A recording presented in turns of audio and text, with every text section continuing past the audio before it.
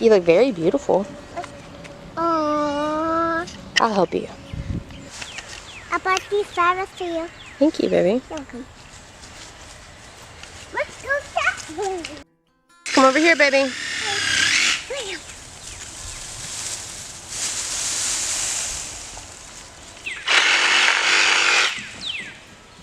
I got it, baby. Let go.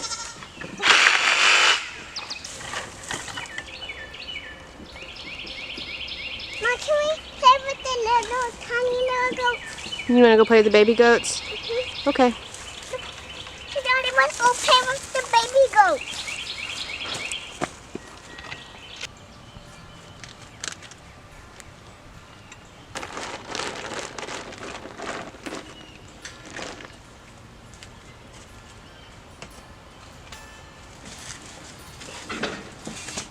There's no room. There's no room. Okay.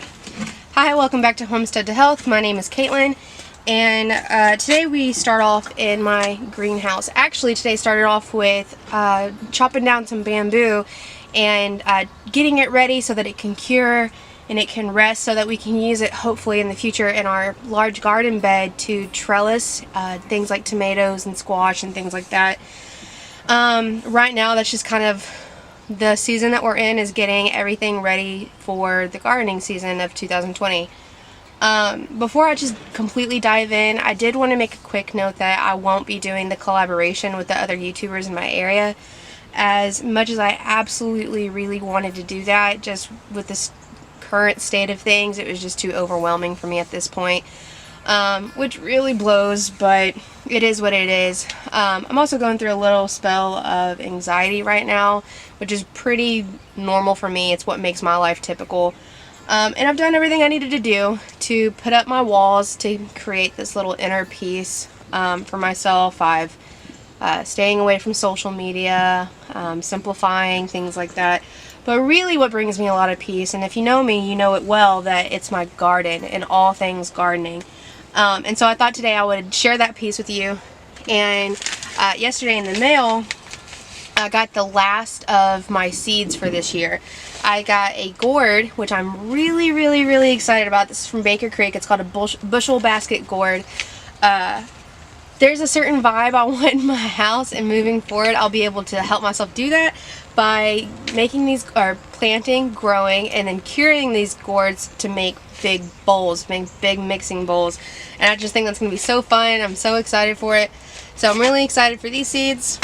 I'm really excited for these pepper lipstick peppers. So from Baker Creek, they had a different kind of pepper that was pretty similar to this one that was sold out. I actually didn't see this one. Somehow, after reading that seed cover, oh, there's a chicken in here. Somehow, after reading the seed catalog from cover to cover, I ended up missing this guy. And so whenever I went back to see if that the other seed that I really wanted was in stock or not, I came across this one. So now I'm excited to see that. I did get a free seed packet, which is always nice. And then I got these buttercup squash. Now, I did get this from Baker Creek because I was going and putting in an order anyway. But I did see this one at Walmart. And the back of this package, just like the seed catalog, they give you a little bit of information about the seed itself. And this one is a really good substitute for sweet potatoes, which actually brings me to the other plant that I'm most excited to grow this year, which are potatoes. I am a carb lover. I love all things carb, and I have my potato bin, and it's awesome. But I'm really excited to grow potatoes, all things potato. You probably noticed that this is new in my greenhouse, this spool table that I'm using, and all of these tomatoes. These tomatoes actually came out of something pretty similar to this, actually something similar to this. So they started off in here, and I dropped all my seeds, and whereas I would put 2 or 3 there, that was just in case some of them didn't germinate, but all of them seemed to germinate, and I had to go through them and separate them. And so that's how I got all of these tomatoes. I went back and I counted. I have 182 individual tomato plants as of today, and whereas that number is a little overwhelming, it's also super awesome. I don't know yet if I'm going to do the whole sell tomatoes out of the bed of your truck thing yet, but it's looking like a possibility. But let me take you around, let me show you all of my other plants. And I have such an enthusiasm and I have such a passion for these plants, but there are some that stand out more than others, and I want to get you up close and personal with them. I hope I can hold this steady. So that plant back there is borage. Borage is an herb and it grows really big, and the whole plant is completely edible. I've never had the pleasure of trying it, so I'm really excited about those. And here, these little bitty sprouts, those are Aunt Molly's ground cherries, and those are pineapple tomatillos right behind it. These both grow in like a husk, and they're a type of fruit. And again, I've never had the pleasure, but I've heard great things, so both of those get me really excited. These are zinnias, which are my absolute favorite flower in the whole wide world, so of course I'm excited. I have lots and lots of squash coming this year, and lots of different varieties. I have most of them here in these red solo cups, and I'm really excited about squash. I love squash. I can eat squash literally every day and always be happy about it. I'm really excited about this over here, and the reason I'm excited about this is because these are tomatoes. These are not squash, which was meant to be in this cup. But the reason I'm so excited is because I have no idea what those tomatoes are. So it's going to be a little bit of a mystery game. These right here are actually cardoons. These are a type of artichoke that instead of growing in a globe, they'll grow tall and I'll be able to eat the stalk. So I'm really excited about those. Again, just very different. As much as I love gardening for the necessity of food, I also love growing things that are just, you know, for the novelty of it. This over here is Ginger's Pride. Now this is a cantaloupe. And even though everyone has probably had a cantaloupe, not only do homegrown things just taste better, there's differences in varieties. And even though we've probably all have had something like Hale's Best cantaloupe, I can probably say with great confidence I've never had a Ginger's Pride. Now just kind of going back a little bit, there's all kinds of squash that I'm excited for. This squash is a Tatumi squash. I don't know if I'm pronouncing that right, but I grew it last year and it was so hardy. I unfortunately started it pretty late, so I only got one fruit off of it, but it was delicious and it did really well here in East Texas. These are American flag leeks. They've got a way to go, but they're doing pretty okay. And this is huckleberry. And then they start off small here, but I'm sure that they'll get much, much larger in the future. So again, we have some zinnias, and these are in a different color. Marigolds are so important to me. I love marigolds. And I have many, many different types of basil. I think I counted something like 10 different types of basil. And while I won't bore you with the details of them, you should just know, like this is purple basil, you should just know that I love basil. And so of course, whenever I found out there were so many different types of basil, I was excited to eat every single one. I am having a problem with my peppers, and I'm not so sure it's a problem yet. It could just be that the temperatures in the greenhouse haven't gotten warm enough, but you'll notice that some of my peppers are still empty. And so I'm going to wait until the end of the week, give them some chance to catch up with everything else. But anything that doesn't have a pepper in it, I'm going to go back and replant or re-sow, and maybe that'll come through. I'm trying to pick my favorite tomato that I'm excited about the most, but I'm having a hard time. So let's focus on this dragon fruit back here. I don't know if you've ever eaten a dragon fruit or seen how it grows, but it actually grows similar to that of, oh look, a pepper's popping out. See? Maybe I just need to be patient. But a dragon fruit grows similar to that of a cactus. Over here we have some chrysanthemums, edible chrysanthemums. I'm excited to see those come up, but also I'm excited to try to make my own tea with them. So this is a lot of herbs, and again I'm going to have to do that thing where I just either have to be patient or re-sow. But let's see if we can knock down which tomatoes I'm most excited about. Hi there. So I don't know if it's in frame or not, but I do have some squash plants over here that I'm going to have to put into red solo cups or something similar soon, because they are quickly outgrowing the space that they're in now, and you don't want to let your squash plants get root bound because they won't transplant well after that. So that's something that I'm gonna have to get correct tonight or tomorrow. Today I am gonna seed start the seeds that I got in the mail. I'm so excited for them. But let's nail down my favorite tomatoes. It's so hard. Okay, let's get serious. It's so tight in here. Okay, I'm not gonna be able to turn. Let's see. Okay, so we have the Cherokee Purple, which are large, big fruits that will come on my plant that are deeply colored.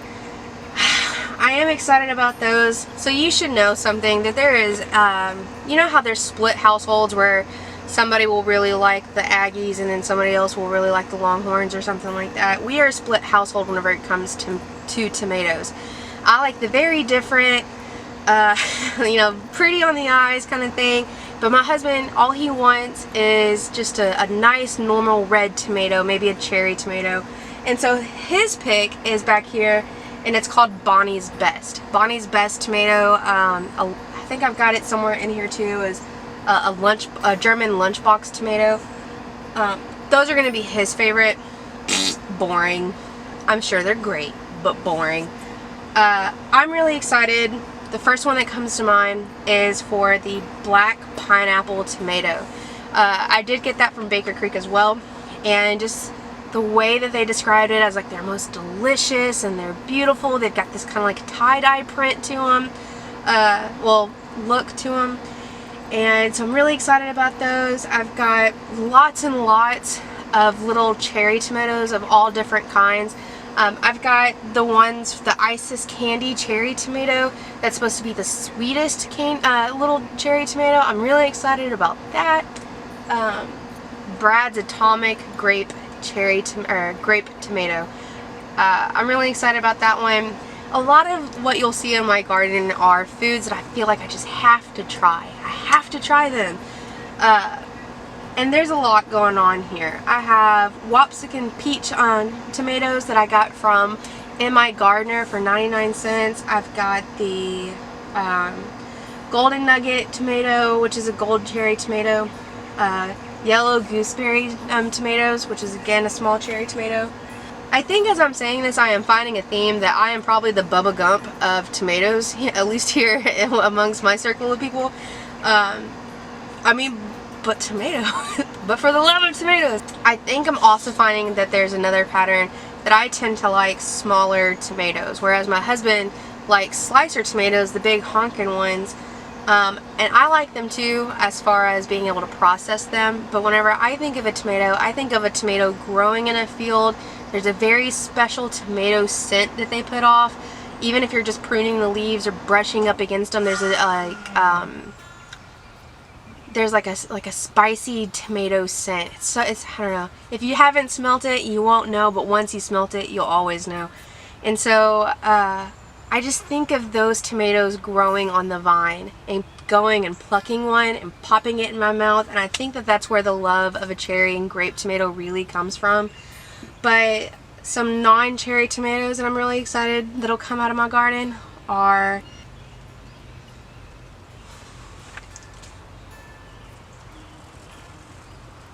it is truly unfair to ask me which tomato I'm the most excited about. How dare you?